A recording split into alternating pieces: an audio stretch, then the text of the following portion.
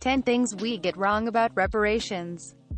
The federal government alone is capable of paying the bill, and, as the entity that created and maintains the black-white wealth gap, it should pay the debt. Protesters hold signs for reparations on the perimeter of a dedication ceremony for Greenwood Rising Black Wall Street History Center Wednesday, June 2, 2021 in Tulsa, Oklahoma.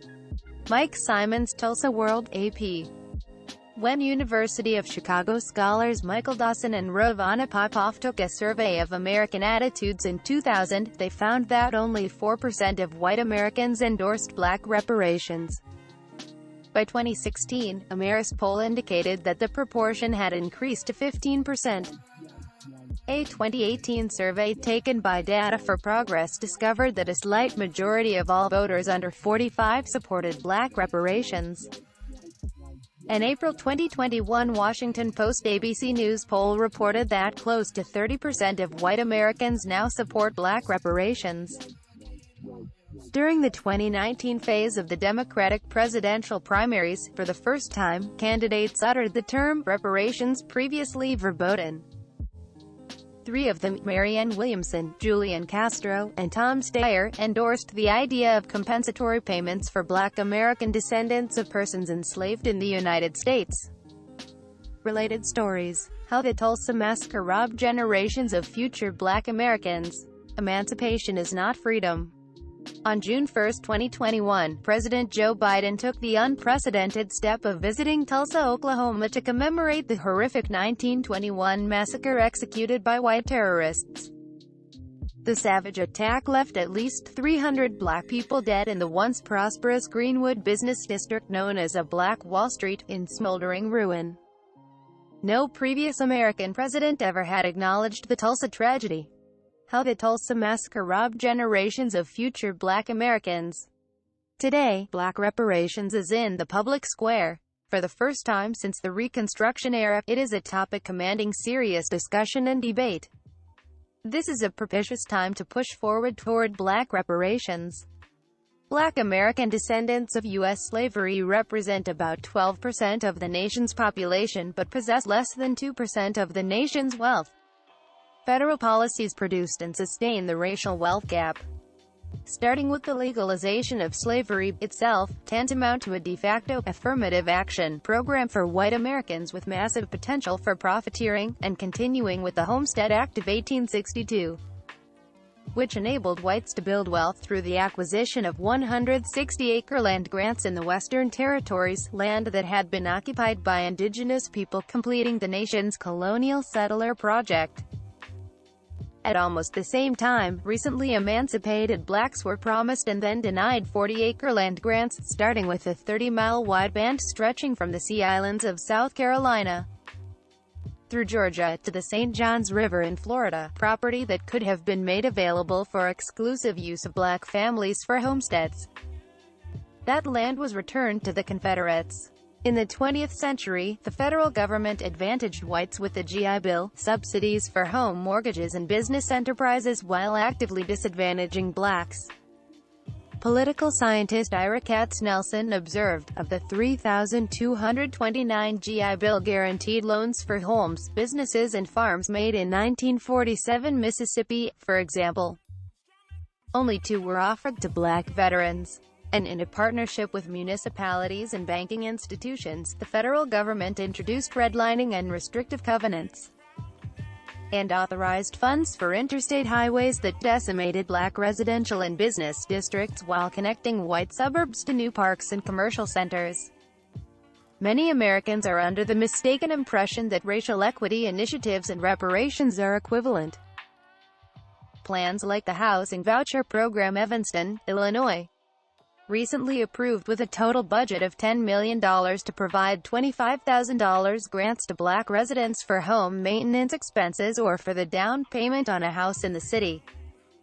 In Asheville, North Carolina's program aimed at increasing minority participation in the business of the city are mislabeled reparations and will not have much effect on the enormous racial wealth gap. Nor are affirmative action programs reparations. They were designed to address discrimination in the workplace, not to increase individual wealth.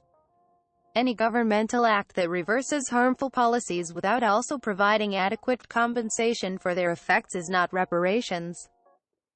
Reparations, recompense for the cumulative effects of white supremacy, are direct payments from the federal government to American descendants of U.S. slavery calibrated to eliminate the gulf in black-white wealth, now estimated at $11 trillion. This is not necessarily a cash payment. It could be a trust account, an annuity, endowment, or some other form of investment, all designed to improve black well-being. State and local governments do not have sufficient resources to pay the bill. The federal government alone is capable of paying the bill, and, as the culpable party, the entity that created and maintains the black-white wealth gap, it should pay the debt. Full restitution for Black American descendants of slavery in the United States will require serious sustained effort, and we are eager to see which elected officials will champion the cause. Opposition to redress is linked to the maintenance of white supremacy in at least two critical ways: the failure of education regarding our nation's history and the willful misperceptions of the existence of the wealth gap, its size, and the federal government's role in its preservation. In what follows, we, unabashedly, strike down the most common misconceptions about reparations. 1. There's no one living today who owned slaves, nor anyone living today who was enslaved. Unfortunately, the ramifications of slavery persist because the nation never undertook a process of restitution. If anything, the U.S. has pursued policies that only have hardened the black-white wealth divide. In addition, there are indirect living victims and beneficiaries of slavery and direct living victims and beneficiaries of the Jim Crow period.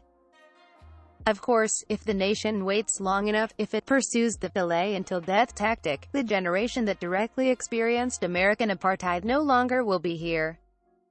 As we observe in our recent book, From Here to Equality, the failure to pay a debt in a timely fashion does not extinguish the obligation, particularly since the consequences of past injustices continue to be visited upon the descendants of the direct victims. A national act of procrastination does not eliminate the debt. White Americans continue to reap the benefits of slavery even though the institution itself no longer exists. 1. Only a small number of Americans owned slaves, so why burden the nation with a bill for reparations?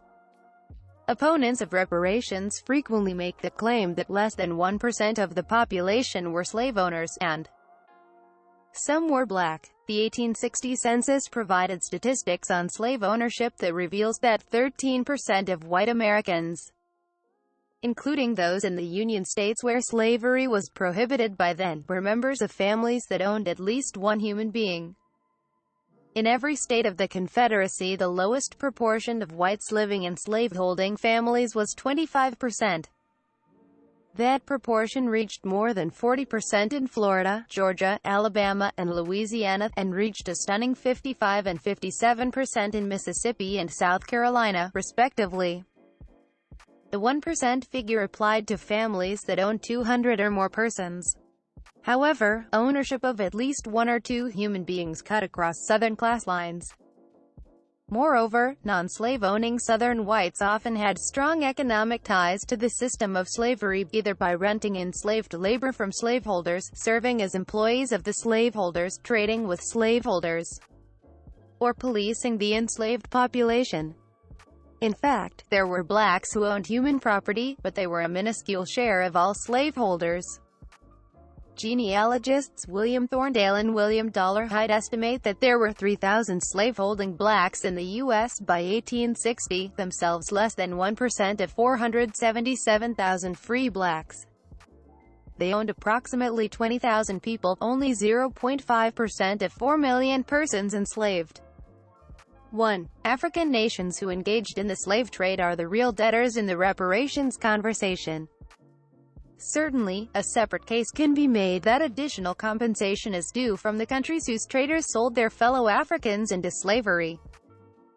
But it is the specificity of the experience of black people in the United States that supports the case for African American reparations.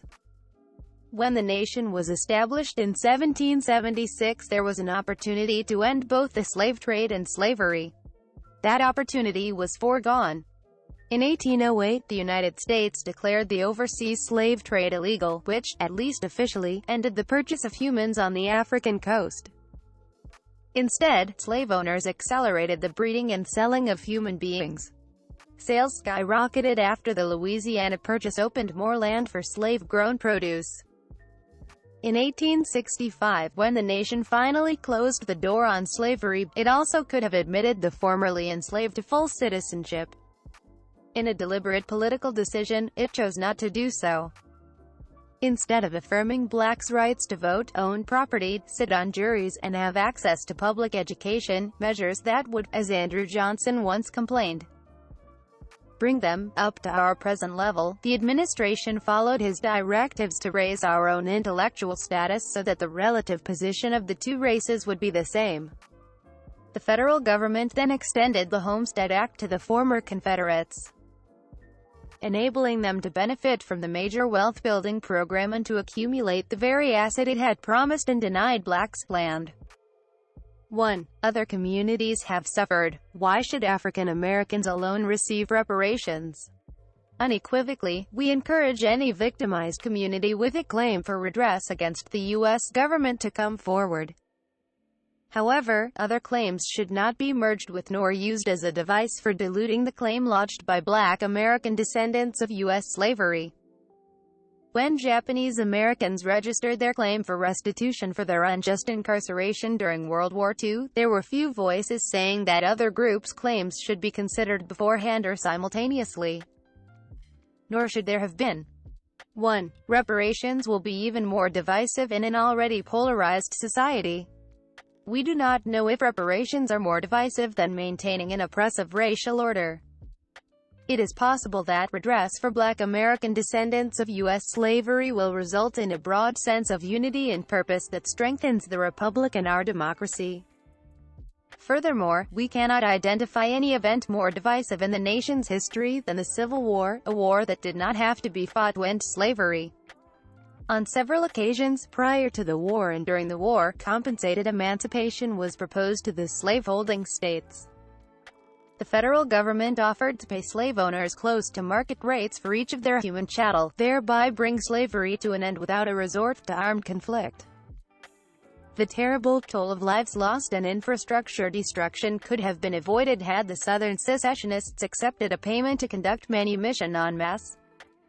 Instead, they chose, literally, to divide the nation. 1. We can't put a price tag on oppression anyway. Because the racial wealth gap provides a direct economic indicator of the combined effects of white supremacy in the United States. It serves as an appropriate metric for determining the amount due to Black American descendants of U.S. slavery. Of course, it is impossible to assign a monetary value to the full range of atrocities heaped upon African Americans. But that does not mean no effort should be made to achieve redress. During the last year of his life, Frederick Douglass made the following comment: "The enslaved and battered millions have come, suffered, died and gone with all their moral and physical wounds into eternity. To them no recompense can be made. If the American people could put a schoolhouse in every valley, a church on every hilltop in the South, and supply them with a teacher and preacher respectively, and welcome the descendants of the former slaves to all the moral and intellectual benefits of the one and other, such a sacrifice would not compensate their children for the terrible wrong done to their fathers and mothers." Still, the inability of white America ever to fully repay the Negro was not a reason for inaction. Douglass argued, on the contrary, as much as possible should be done for recompense, including finally fulfilling the neglected promise of land grants. Although the price paid by the culpable party may never meet the cost inflicted on the victims, the culpable party has a debt that must be paid. 1. We can't determine who will be eligible. Actually, it is straightforward for claimants for Black reparations to establish eligibility under the following criteria. Eligible recipients should be Black Americans who are descendants of persons enslaved in the U.S. who are denied the promised 40 acres. They also must have self-identified as Black, African American, Afro-American, or Negro for 12 years prior to the enactment of a reparations program or commission, whichever comes first. a black forebear who was at least 10 years old in 1870 and appears in the census by name but did not appear in the 1860 records, quite likely was born enslaved. To meet the identity standard, an individual can make public their response to the self-reported race question on the census. In From Here to Equality, we recommend a reparations study commissioned authorize and agency staff with professional genealogists across the country to assist individuals with establishing their claims at no charge. 1. Reparations initiatives at the state and local level carve a path to the national program. We fear that piecemeal reparations, whether at the state or municipal level, will become barriers to achieving a comprehensive national program of reparations. When an intensive push is made for a federal project, opponents of reparations readily can charge that congressional action is unnecessary because state and municipal programs already in place satisfy the black reparations claim. Unfortunately, that cannot be the case. The actions of state and local governments, whether taken individually or in combination, simply cannot eliminate the racial wealth gap. Their total budgets amount to about $3 trillion, while the sum needed to eliminate the racial wealth gap is at least $11 trillion. Piecemeal reparations are not the on-ramp to true reparations. Congress must act. 1. Reparations already have been paid by the high price of white lives lost during the Civil War. Scholars now estimate upward of 700,000 military personnel lost their lives during the Civil War, the war that brought an end to slavery. Of course, nearly half of the 700,000 died fighting to preserve slavery. Many are not aware 180,000 black soldiers served in the U.S. military during the Civil War, 10% of all soldiers in the Union forces. Their 30% mortality rate exceeded that of whites on both sides of the conflict. Termination of slavery was not a mere gift bestowed upon black Americans by generous white sacrifice. In fact, by 1863 white Northerners were refusing to serve in the Union military in such large numbers that, without the black military contribution, the United States may not have prevailed. Furthermore, ending a harm, that is, ending slavery, is not the same as compensating the victims for the consequences of the harm. Following the logic of Malcolm X, the first is the equivalent of pulling the knife out from a stab wound, while the second is the equivalent of healing the wound. Both need to happen, but only the latter is reparations. Implicit in this criticism of black reparations is the assumption that the case for reparative justice is based solely on the injustice of slavery. But it is not. 1. Passage of H.R. 40 will be a milestone on the path toward black reparations. It is now pro forma for black reparations enthusiasts to signal their support for the cause by championing H.R. 40. Legislation that will create a commission charged with bringing proposals for African American reparations to Congress. The principle of a study commission as a prelude to congressional action is sound.